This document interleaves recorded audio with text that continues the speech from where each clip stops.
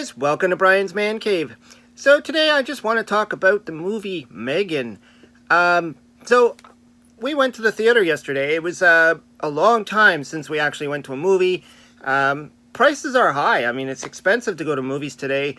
I couldn't believe it. It was just it was four of us. I had to pay for 4 tickets, but one of them had to drop out. But I ended up paying for 4 tickets anyways.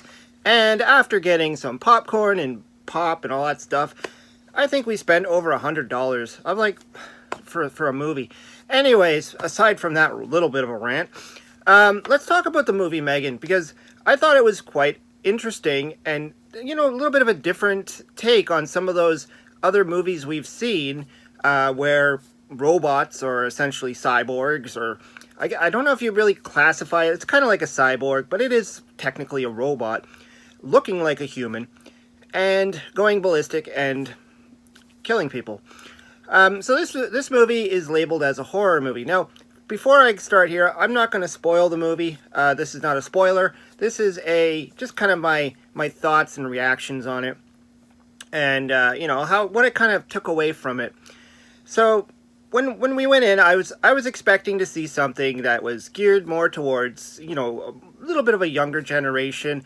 The rating on it was like 14. We were able to bring my daughter, who's 13, and, you know, she sat through it, she liked it, and I thought that was a little bit of the downside, and I have seen people complain about that. I remember seeing someone, I don't remember if it was on Facebook or Twitter, but they had a little bit of a rant that it was not restricted or adult or 18 plus or whatever.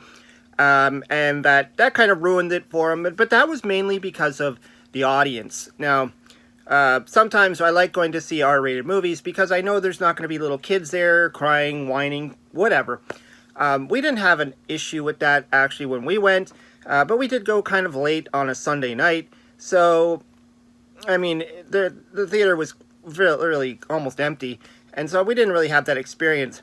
My problem was not the experience of the audience, but the fact that the movie had to tone down, I guess, a lot of violence, a lot of, you know, scare, gore, all that kind of sick, twisted stuff that some of us really like to see.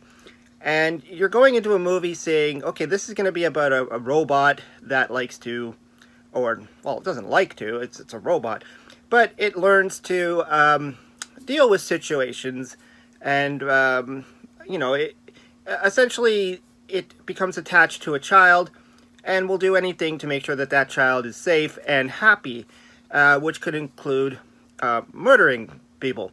And so there are some scenes where you don't really see much. You must have seen the movies where, you know, they're PG or whatever, and something happens, but the camera cuts away and all you hear is some sound effects in the background, and you're supposed to know what happened. And I felt that kind of happens a lot in this movie. Obviously, to keep the rating down, I'm assuming what their main goal was to not make this R-rated in the first place. They wanted to keep it, you know, clean, because they knew probably a lot of kids would want to see it.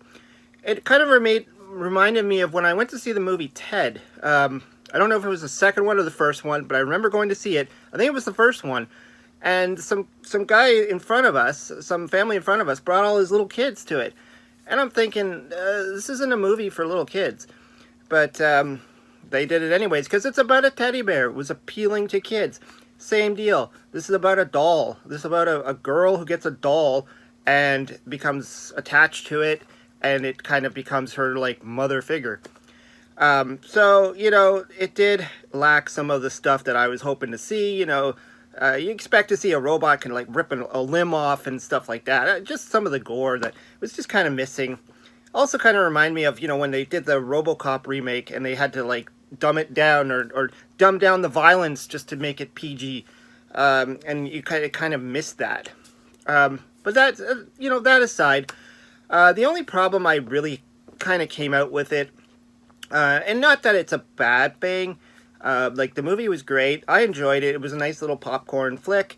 But my real beef, I guess, was that a lot of scenes were predictable. I mean, predictable in a sense that you see when they show a scene that they're obviously setting it up to happen later. Like something about that scene is going to happen later, and you're going to, make the connection. And I like it when they kind of hide that a little bit. They don't have it so obvious that this is what's going to happen. And, I like it when movies kind of have like a twist, or things that you might not have noticed when you first watch it, but you have to go watch it again. But this movie kind of had a lot of scenes where you're like, okay, well, we just saw this. They just showed this scene. Obviously, that is going to matter later on. Again, I don't want to give away the plot. It's really, I want to say something, but if I say it, it'll just ruin it for the ending. But at the same time, I'm telling you, a lot of it is obvious. So if you go and see this movie, or if you wait till it comes out on Netflix or whatever streaming service, or you pirate it, whatever you do, you're gonna probably see it and be like, yeah, I know what's gonna happen. And it sort of ruined it, because I was just like, oh, I knew that was going to happen. Even my daughter, she's 13 years old, and she's like, yeah, it was obvious that was going to happen, and this was going to happen, and this was going to happen. And so, you walk away with it going, I wish they could have put a little bit more into making it a surprise, or maybe lead you into thinking something was going to happen, but then it doesn't happen, and something else happened. But other than that, I mean, the visuals were great. The robot looks excellent. There's just so many times where you're seeing this look on her face, and it just gives you a chill inside. You're like, oh my God, if I saw that, and the reactions from the other characters in the film when they see her, she kind of just turns her head and looks at you like this like cold, dark person looking at you like, oh, chills in your body.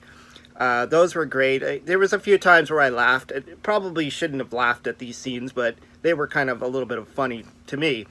I did hear some chuckling in the audience, like, and those are fun too. I like when there's like, it's not supposed to be like, this is marketed as a horror, but it's fun when you do get some comedy in there.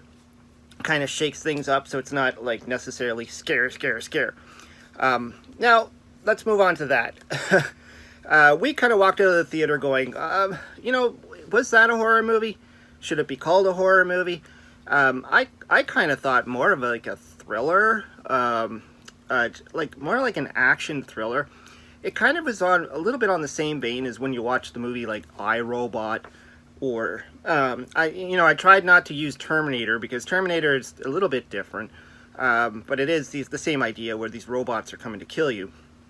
But as far as being like a horror, like they tried to add some things in there, like from that you think they would have taken that from other horror movies, where I'm trying to think of like some good movies like The Ring or The Exorcist, where you see the person kind of contorting and moving in a weird way, and that freaks you out, because you're not used to seeing people walk in a weird way. And so there was a few scenes where that happens. And you're kind of just like, whoa. But, the fact that it's a robot, it's not as freaky as if it was an actual human walking in a way like that, like because they're possessed by the devil or something like that. So, seeing a robot do it isn't as freaky. I mean, the scene kind of looks freaky, but in your mind, you're like, well, it's just a robot. So obviously it can, transform almost and go into this kind of weird motion. So, I don't think either one of us walked out of that theater going, wow, that was a scary movie. And why it was marketed as a horror, I'm still not really sure of that. I don't think it really necessarily should be considered a horror. Maybe more, like I said, maybe more a thriller, or I don't know, maybe you could tell me, a movie that's supposed to be scary, but it's not really scary. And it wasn't really that gory. I mean, there was some scenes where, yes, some people got stabbed, but a lot of it was mind visuals. It wasn't, you didn't get to see it on the film, you saw it in your head. You knew what happened, and you think about it. But anyways, yeah, I mean, it was still a pretty decent film. We had mixed reactions. My daughter said she's not sure if she would ever want to see it again. My wife said she wants to see it again. So I don't know, maybe when it comes back on Netflix or streaming service, insert streaming service here, we'll probably watch it again to just see Maybe there was some stuff we missed. Maybe there's, you know, something else to it that we just didn't get. Other than that, I think it's worth it. If you like that type of stuff, if you like a little bit of a, you know, chill, there's no frightening scenes. There's nothing that really jumps out and scares the crap out of you. But overall, I think it was a pretty decent film. Anyways, I think I've rambled on about this for way too long. I know I probably could have get more in detail, but then I'd just be spoiling it, and I told you I wasn't going to do that. Anyways, let me know what you think. If you've seen the movie, I want to hear what your thoughts are. Did they align with what I just said? Or do you think that it really was a horror movie? Did it scare you? I always like to hear what you have to say. Anyways, hope you liked the video. Hope you subscribe, and I'll talk to you later.